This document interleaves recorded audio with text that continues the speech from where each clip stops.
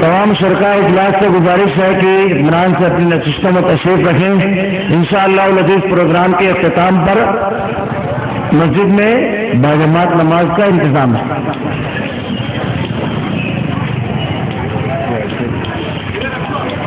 خیر دیوے ہم نے انتہائی جامع مدلل اور پروفیسر خطاب نماز کے موضوع پر سنا. تمام سامعین کو اللہ رب العالمین تمام سننے والوں کو عمل کرنے کی توفیق نصیب فرمائے. معزز حاضرین، اب میں مزید وقت نہ لیتے ہوئے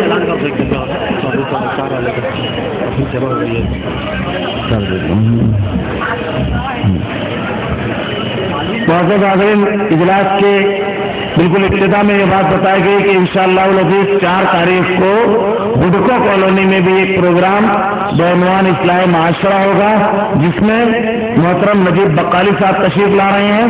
تمام لوگوں سے گزارش ہے کہ ضرور بضرور اس پروگرام میں بھی شرکت کریں. معزز حاضرین، وقت بہت کم ہے اور ہمارے آئے ہوئے مہمان جو ہیں ان کا خطاب باقی ہے، اس لیے میں مزید وقت نہ لیتے ہوئے موصوف سے گزارش کروں گا، لیکن ان کے تشریف آوری سے پہلے مختصراً آپ کی شخصیت کا تعارف پیش کر دوں. آپ کی شخصیت کا تعلق، آپ کی ذات کا تعلق شہر بنارس سے ہے. آپ نے جامعہ سلفیہ بنارس میں فضیلت کی ڈگری حاصل کی سن 2005 میں. اس کے بعد سن 2010 میں آپ نے لکھنؤ یونیورسٹی سے عربی میں ایم اے کیا، اور اس میں خاص بات یہ ہے کہ آپ نے پورے ڈپارٹمنٹ میں ٹاپ کیا. سن 2011 میں آپ نیٹ کے ایگزام میں شامل ہوئے اور پہلی بار میں کوالیفائی کیا. اس کے بعد دوسری مرتبہ نیٹ کے ایگزام میں شامل ہوئے اور GRF کوالیفائی کیا. ابھی فی الحال موصوف بنارس ہندو یونیورسٹی سے PhD کر رہے ہیں، اور آپ کے مقالے کا عنوان ہے مشہور اسلامی اسکالر ڈاکٹر مرتضی حسن اظہری مرحوم کی ادبی خدمات. موصوف ہندوستان کے مختلف خطوں میں خصوصاً بہار، بنگال، UP اس علاقے میں آپ کی شخصیت خطابت کی بنیاد پر محتاج تعارف نہیں. آپ کے نام پر کثیر تعداد میں لوگ جمع ہو جاتے ہیں. اللہ رب العالمین نے بہترین انداز خطابت دیا ہے. اس کے ساتھ ساتھ اللہ رب العالمین نے آپ کو قلمی صلاحیت دی ہے. آپ فی الحال ایک کتاب خطبات کا مجموعہ توسع خطیب جو مکتبہ فہیم سے چھپ کر منظر عام پر آ چکا ہے. آپ کے مضامین مختلف اخبارات میں عربی اور اردو زبان میں شائع ہوتے رہتے ہیں. آپ نے 2 عربی زبان میں شائع کتابوں کا ترجمہ بھی کیا. اصلاح کا طریقہ کار، شہادت حسین، ایک تحقیقی جائزہ، اس نام سے اس تواری و رسائل میں شبیہ اور عنقریب انشاءاللہ العزیز تباہ ہو کر کے منظر عام پر آنے والی ہے. اللہ رب العالمین نے آپ کو جہاں خطابت وہیں تحریر کی بھی صلاحیت دی ہے. اب میں مزید وقت نہ لیتے ہوئے آپ اور ان کے درمیان سے ہٹ رہا ہوں. موصوف سے گزارش کروں گا کہ وہ آئیں اور اپنے خطاب سے تمام لوگوں کو مستفید فرمائے. حضرت علامہ مولانا عبدالغفار سلفی حفظہ اللہ.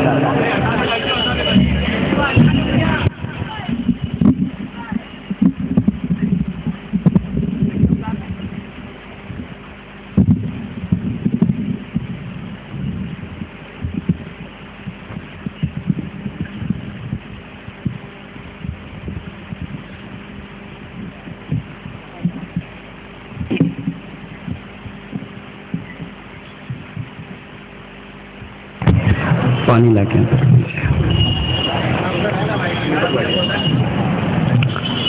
السلام علیکم ورحمۃ اللہ وبرکاتہ.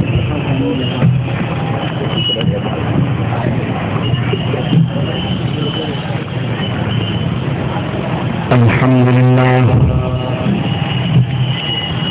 نحمده ونستعینه ونستغفره ونعوذ بالله من شرور أنفسنا ومن سيئات أعمالنا. من يهده الله فلا مضل له ومن يضلل فلا هادي له. وأشهد أن لا إله إلا الله وحده لا شريك له وأشهد أن محمدا عبده ورسوله يا أيها الذين آمنوا اتقوا الله حق تقاته ولا تموتن إلا وأنتم مسلمون يا أيها الناس اتقوا ربكم الذي خلقكم من نفس واحدة وخلق منها زوجها وبث منهما رجالا كثيرا ونساء واتقوا الله الذي تساءلون به والأرحام إن الله كان عليكم رقيبا يا أيها الذين آمنوا اتقوا الله وقولوا قولا سديدا يصلح لكم أعمالكم ويغفر لكم ذنوبكم ومن يطع الله ورسوله فقد فاز فوزا عظيما أما بعد فإن خير الحديث كتاب الله وخير الهدي هدي محمد صلى الله عليه وسلم وشر الأمور محدثاتها وكل محدثة بدعة وكل بدعة ضلالة وكل ضلالة في النار.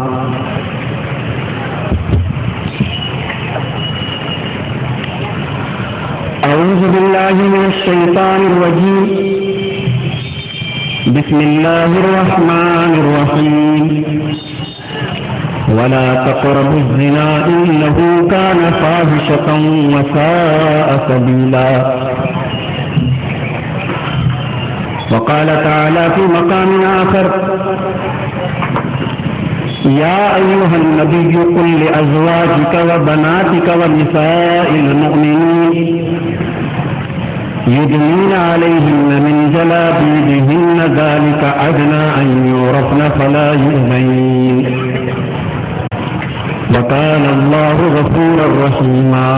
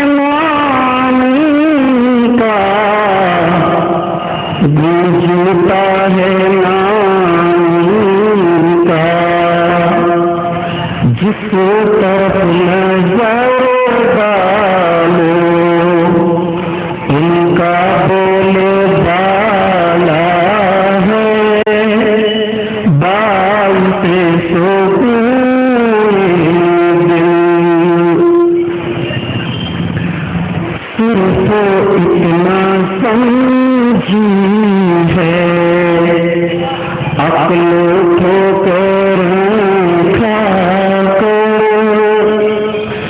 सिर्फ इतना समझी है, अक्ल ठोकर खा कर उनकी मंजिल रिफ़ातों से बाला है, बाल से सुकून दिल हासिल निशान जो इनका नाम है, उनकी ज़ाते वाला है। اللهم صل على محمد وعلى ال محمد كما صليت على ابراهيم وعلى ال ابراهيم انك حميد مجيد. اللهم بارك على محمد وعلى ال محمد كما باركت على ابراهيم وعلى ال ابراهيم انك حميد مجيد. کہ سامعین کا ایک جمع غفیر آج کے اس پروگرام میں دین کو سننے کے لیے اور دین کو سمجھنے کے لیے اور دین پر عمل کرنے کے لیے آج کے اس پروگرام میں شرکت کرے گا. اللہ تعالی ہم سب کی حاضری کو قبول فرمائے. اپنی بات پیش کرنے سے قبل میں ایک بات واضح کر دوں.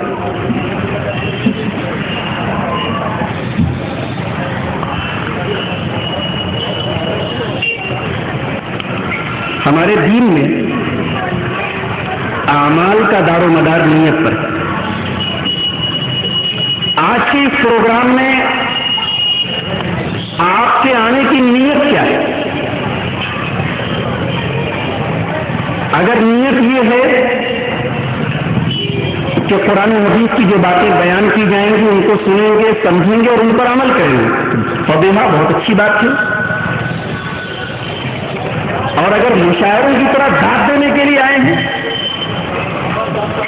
مولانا سلطان صاحب نے ایسی تقریر کی, بنارس والے جو مقرر آئے تھے انہوں نے ایسی تقریر کی, صدر صاحب نے یہ بولا, اگر یہ مقصد ہے آپ کا, یہ نیت ہے آپ کی, تو پھر نیت ہی گڑبڑ, نیت ہی فاسد ہے آپ کی, اور پھر آپ کا آج کے اس پروگرام میں آنا ہی بیکار ہے.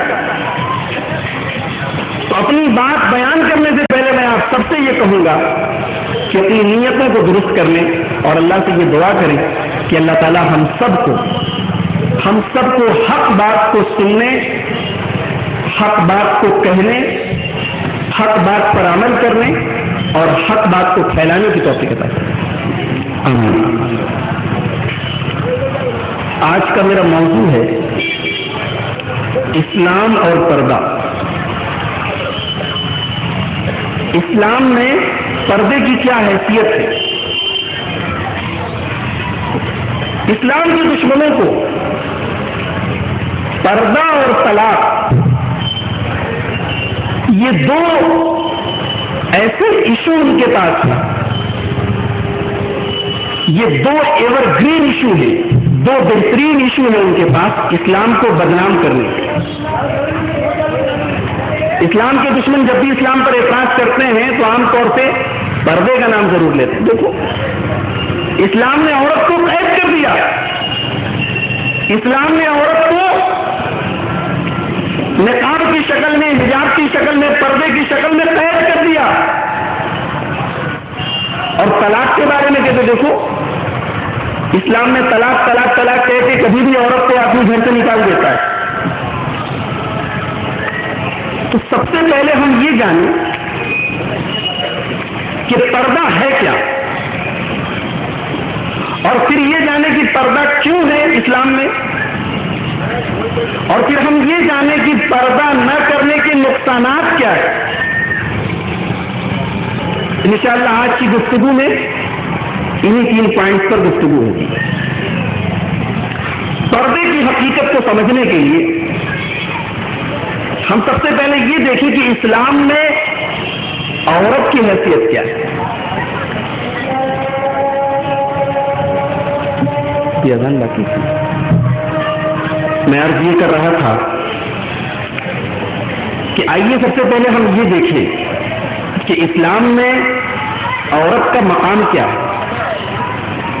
اسلام نے عورت کو کیا حیثیت دی ہے. آئیے قرآن کے اس کو سمجھتے ہیں. اللہ نے قرآن میں فرمایا وَمِنْ آيَاتِهِ أَنْ خَلَقَ لَكُم مِّنْ أَنفُسِكُمْ أَزْوَاجًا لِتَسْكُنُوا إِلَيْهَا. اللہ کی نشانیوں میں سے اس کائنات کے اندر پھیلی ہوئی اللہ تعالیٰ کی آیات میں سے اس کی نشانیوں میں سے ایک نشانی یہ بھی ہے ان خلق لکم من انفسکم ازواجا کہ اللہ نے تمہارے لیے تمہارے جوڑے بنائے یعنی عورت کو بنایا. لتسکنوا الیہا اور عورت کو تمہارے لیے اس لیے بنایا تاکہ تم اس عورت کے ذریعہ سکون حاصل کرو, تاکہ وہ تمہارے لیے سکون کا باعث بنے, سکون کی وجہ بنے. غور کیجیے کہ اس آیت میں اللہ نے عورت کو اپنی عظیم ترین نشانی قرار دیا. اس کائنات میں پھیلی ہوئی اللہ کی بے شمار نشانیوں میں سے ایک عظیم نشانی عورت ہے. اور عورت کی پیدائش کیوں کی گئی؟ لتسکنوا الیہا, تاکہ مرد عورت کے ذریعے سکون حاصل کرے, مرد کو سیٹسفیکشن حاصل ہو, مرد کو سکون حاصل ہو, ہیپینس حاصل ہو, جوائنس حاصل ہو. عورت اس کے سکون کا, اس کے سیٹسفیکشن کا اور اس کے اطمینان کا سبب بن کے اس کائنات کے اندر جلوہ گر ہوئی. اور آپ اگر 1400 سال پہلے کا ماحول دیکھیں اور بخاری شریف کی حضرت عائشہ کی وہ حدیث اٹھائیں جس میں انہوں نے اس زمانے کے معاشرے کا ایک نقشہ کھینچا ہے کہ عورت کے ساتھ کیا سلوک ہوتا تھا اس زمانے میں. ہمیں سے ہر انسان جانتا ہے کہ عورت کے اوپر اس کے مہینے میں کچھ دن ایسے ہوتے ہیں جن کو ہم پیریڈ کے اور ایام بولتے ہیں, جن کو ہم MC اور منتھلی کورس کے دن بولتے ہیں. حضرت عائشہ رضی اللہ تعالیٰ عنہ فرماتی ہیں اذا حاضت امراۃ فیہم لم یؤکلوها. عرب کے اندر جب کوئی عورت پیریڈ میں ہوتی تھی تو وہ لوگ اس کے ساتھ کھانا تک نہیں کھاتے تھے, اس کے ساتھ اٹھتے بیٹھتے نہیں تھے, اس کو منحوس سمجھتے تھے, اس کو ناپاک سمجھتے تھے. محمد رسول اللہ صلی اللہ علیہ وسلم نے آ کر یہ پیغام دیا اور یہ بتایا کہ نہیں, ٹھیک ہے عورت سے فزیکل ریلیشن شپ قائم نہیں کر سکتے, ان پیریڈ میں ان ایام میں عورت کے ساتھ تعلقات قائم نہیں کر سکتے, لیکن اٹھنا بیٹھنا, اس کے ساتھ بولنا چلنا یہ بالکل نارمل جیسے عام دنوں میں ہوتا ہے ویسے ان دنوں میں بھی ہوگا. اور قرآن کریم عورت کی ان کی نظر میں کیا ویلیو تھی, کیا وقار تھی, کیا اہمیت تھی, قرآن اس کا نقشہ کھینچتا ہے. وَإِذَا بُشِّرَ أَحَدُهُم بِالْأُنثَىٰ ظَلَّ وَجْهُهُ مُسْوَدًّا وَهُوَ كَظِيمٌ. وہ عرب کے لوگ اتنے ظالم تھے, اتنے بے درد تھے, جب ان کے گھر میں لڑکی پیدا ہوتی تھی, جب ان میں سے کسی باپ کو یہ بتایا جاتا تھا کہ تمہارے گھر میں بیٹی پیدا ہوئی ہے, ظَلَّ وَجْهُهُ مُسْوَدًّا وَهُوَ كَظِيمٌ, تو غصے کی وجہ سے اس کے چہرے پر سیاہی پھیل جاتی تھی, اس کا چہرہ کالا پڑ جاتا تھا. غصے کو ضبط کرنے کی وجہ سے اس کو اتنا غصہ آتا تھا, اتنا رنج ہوتا تھا, اتنی تکلیف ہوتی تھی. يَتَوَارَى مِنَ الْقَوْمِ مِنْ سُوءِ مَا بُشِّرَ بِهِ, اور جس باپ کے گھر